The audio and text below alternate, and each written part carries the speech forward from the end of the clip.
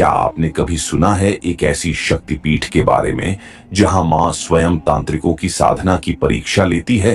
एक ऐसा मंदिर जहां अष्टभुजी देवी न केवल पूजी जाती हैं, बल्कि साधकों के स्वप्नों में आकर मार्गदर्शन भी करती हैं। यह कोई सामान्य मंदिर नहीं, यह है हरसिद्धि माता का अलौकिक धाम, उज्जैन नगरी में स्थित, जो 51 शक्तिपीठों में से एक, परंतु ऊर्जा और जागृत चेतना के मामले में अति दुर्लभ है। यहाँ मां की आराधना केवल भक्ति नहीं, एक प्रयोग है जिसमें साधक या तो पूर्ण सिद्ध बनता है या भस्म हो जाता है। क्या वाकई इस मंदिर में श्री यंत्र की तरह सूक्ष्म स्तर की ऊर्जा है? क्यों कहा जाता है कि यहाँ की दीप मालिका जलती नहीं, जागती है? क्यों तांत्रिक अमावस्या की रात इस मंदिर में प्रवेश से डरते हैं? तो आइए, ऐसे अनसुने और अद्भुत रहस्यों का खुलासा होगा, सिर्फ इतिहास के रहस्य पर। क्या आप तैयार हैं इस रहस्य से पर्दा उठाने के लिए? तो जुड़े रहिए और जानिए वो सत्य जिसे बहुत कम लोग जानते हैं। तो आइए, बिना समय गंवाए इस रहस्यमयी यात्रा की शुरुआत करते हैं। देवताओं की हार और शिव का आह्वान। प्राचीन काल में असुरों की शक्ति दिन प्रतिदिन बढ़ती जा रही थी। दैत्यों के नायकों में सबसे शक्तिशाली था चंडमुंड और उनका गुरु रक्तबीज। ये तीनों इतने भयंकर थे कि देवता हर युद्ध में पराजित होते जा रहे थे। स्वर्ग से लेकर पृथ्वी तक त्राही त्राही मच गई थी। इंद्र, वरुण, अग्नि, यम और सभी देवता कैलाश पहुंचे और भगवान शिव से विनती की, हे त्रिलोकेश्वर, हमारी रक्षा करें, ये असुर हम सबका नाश कर देंगे। शिव मुस्कुराए पर मौन रहे। तब शिव ने अपनी योग माया से आदिशक्ति को आमंत्रित किया। उस समय महाकाली का प्रचंड रूप प्रकट हुआ, अट्टहास करती हुई, गले में नरमुंडों की माला, हाथों में तलवार, खप्पर, त्रिशूल, गदा और चक्र। परंतु शिव जानते थे कि यह शक्ति असीम है। उसे नियंत्रित करने के लिए एक विशेष रूप की आवश्यकता होगी, ऐसा रूप जो युद्ध की देवी भी हो और संहार के बाद शांति भी ला सके। उन्होंने पार्वती से कहा, हे देवी, तुम्हें हर सिद्धि बनना होगा, हर परिस्थिति में सिद्धि देने वाली, युद्ध में जय, प्रेम में करुणा और साधना में साक्षात्कार देने वाली शक्ति। हर सिद्धि का अवतरण और रक्त बीज वध। जब देवी ने हर सिद्धि रूप धारण किया, तब संपूर्ण दिशाएं कांप उठीं। उनके चरणों की ध्वनि से पृथ्वी का गर्भ हिलने लगा। उन्होंने अपने तेज से अंधकार को चीर दिया और युद्ध भूमि में उतर आई। चंडमुंड को पल भर में भस्म कर दिया। परंतु रक्त बीज का वध इतना सरल नहीं था। वह वरदान प्राप्त था, उसके गिरते हर रक्त कण से एक नया रक्त बीज पैदा हो जाता। युद्ध लगातार चलता रहा, हजारों रक्त बीज बनते रहे। तब हरसिद्धि माता ने अपनी जिह्वा फैला दी, इतनी विशाल कि पूरी पृथ्वी ढक गई। जैसे ही रक्त बीज का रक्त टपकता, माता उसे पी जाती, खप्पर में भरती और दैत्य को निर्बल करती गई। अंततः रक्त बीज समाप्त हुआ और देवताओं को मुक्ति मिली। सबने जयकार की, जय महाकाली, जय हरसिद्धि माता। उज्जैन में हरसिद्धि मंदिर की स्थापना और विक्रमादित्य का संबंध। कहा जाता है कि इस महाशक्ति की स्थली उज्जैन नगरी में स्थापित की गई, जो शक्ति की 51 पीठों में से एक है। जब सती का ऊपरी होंठ गिरा था, वहीं यह शक्ति विराजमान हुई। बाद में उज्जैन के महान सम्राट विक्रमादित्य को स्वप्न में माता के दर्शन हुए। माता ने कहा, हे राजा, तुमने कई यज्ञ, युद्ध और विजय किए, पर अब समय है आत्मविजय का। मेरे मंदिर का जीर्णोद्धार करो, मैं स्वयं उसमें वास करूंगी। विक्रमादित्य ने दिन रात मेहनत की, माता का भव्य मंदिर बनवाया, जहां आज भी दीपमालिका की श्रृंखला, विशाल शक्ति स्तंभ और मातृका मूर्तियां उपस्थित हैं। राजा ने अपने राज्य को मां के चरणों में समर्पित किया और हर नवरात्रि में अष्टमी को विशाल यज्ञ आरंभ किया, जहां बलिदान, भक्ति और साधना तीनों का संगम होता था।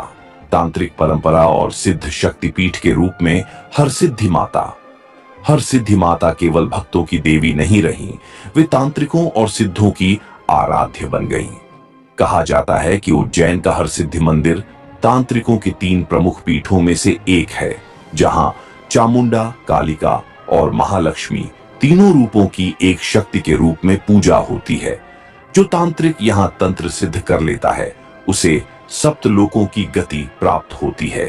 एक कथा में आता है कि एक महान तांत्रिक योगी नरसिंहगिरी ने यहाँ 12 वर्षों तक अखंड साधना की और अंत में माता ने उन्हें स्वयं दर्शन दिए। हे योगी, तुमने शरीर का त्याग किया, पर अब मैं तुम्हें अमृतत्व का आशीर्वाद देती हूँ।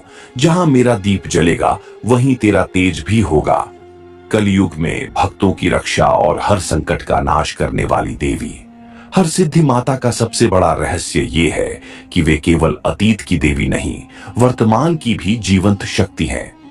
जब भी कोई सच्चा भक्त संकट में मां को पुकारता है तो मां उसकी रक्षा करती है। एक बार उज्जैन में एक छोटे व्यापारी की दुकान में आग लग गई। उसने भागते हुए माता के द्वार पर सिर टेका और बोला, मां, मेरी मेहनत राख हो गई, पर मेरी आस्था नहीं।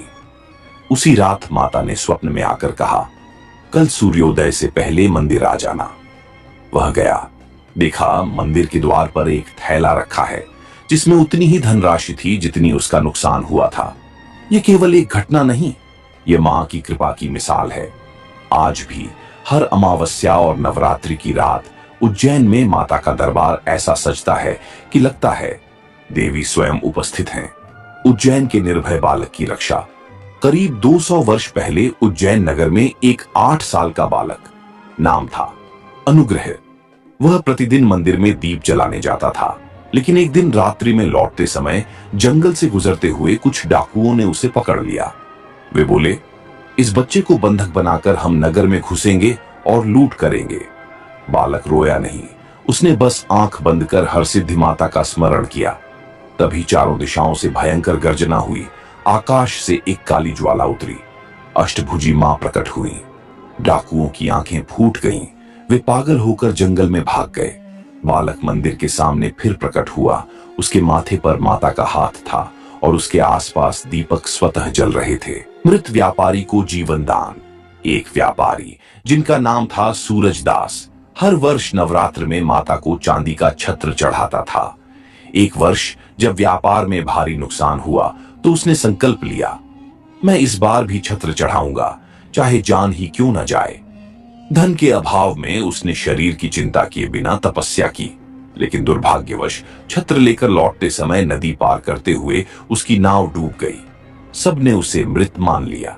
3 दिन बाद मंदिर में आरती के दौरान एक आवाज गूंजी, मां का भक्त कभी डूबता नहीं। और उसी समय सूरजदास मंदिर के मुख्य द्वार पर खड़ा दिखा। छत्र हाथ में था, वस्त्र सूखे थे और उसके चारों ओर दिव्य प्रकाश फैला था।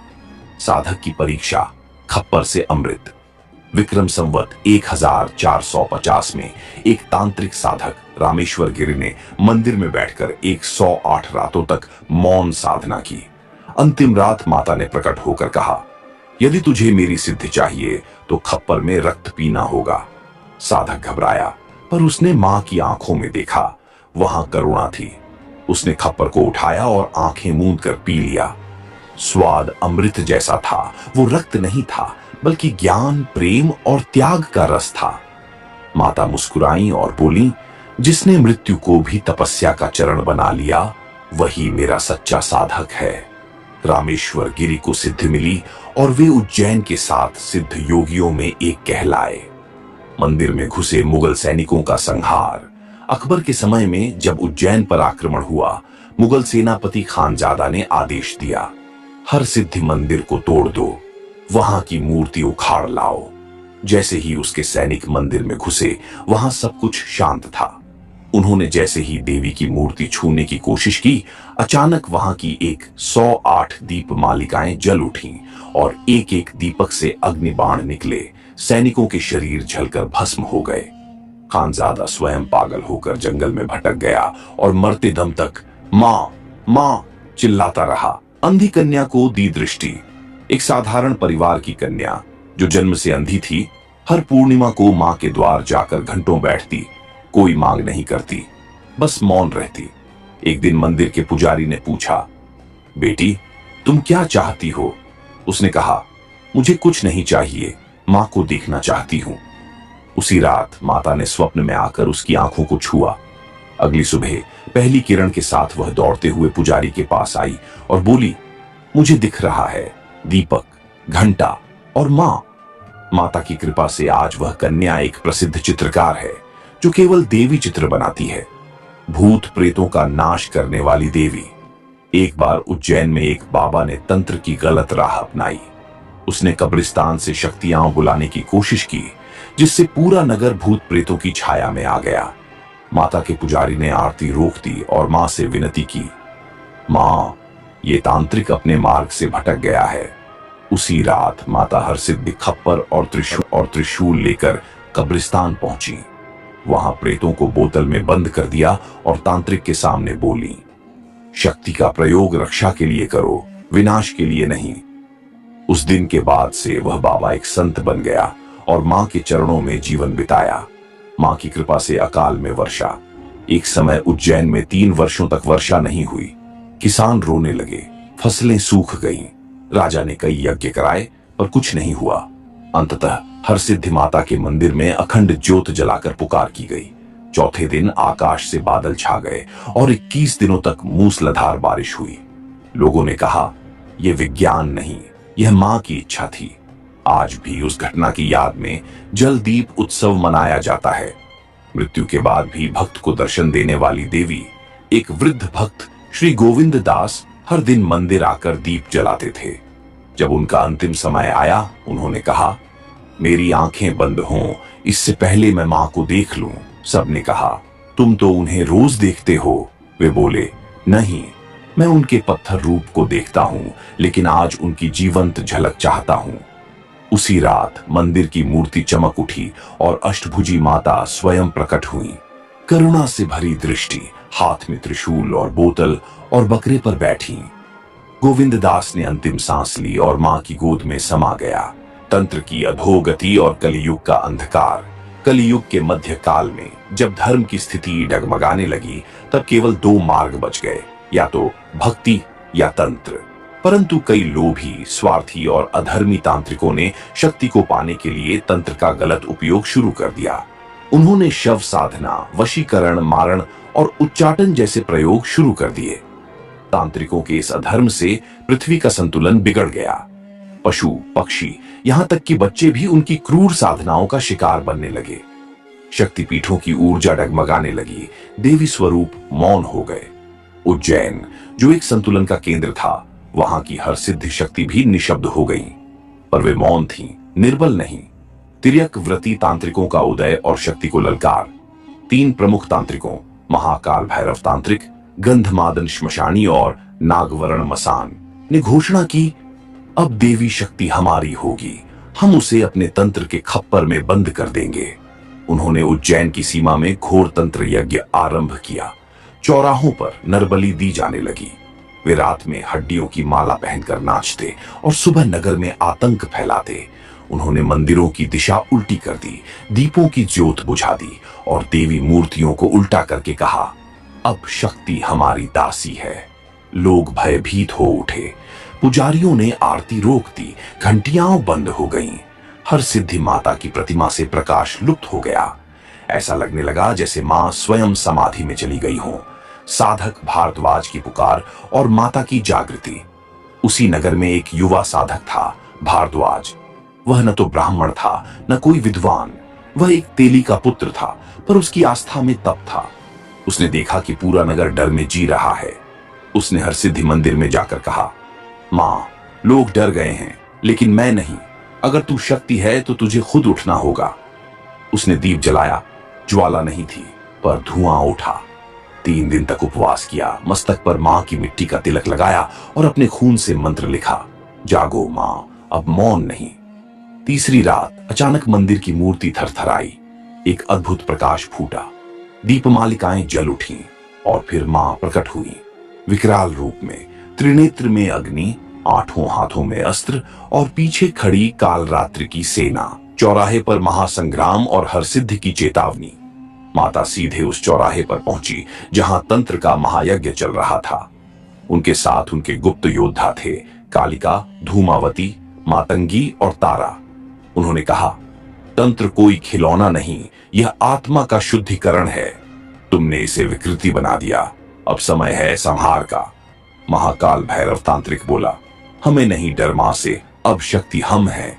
उन्होंने शव पर बैठकर मंत्र उच्चारण शुरू किया। हवा कांपने लगी, आकाश काला हो गया, परंतु मां ने खप्पर उठाया, उसमें कालाग्नि भरी और बोली, जिस खप्पर से जीवन निकले उससे मृत्यु भी निकल सकती है।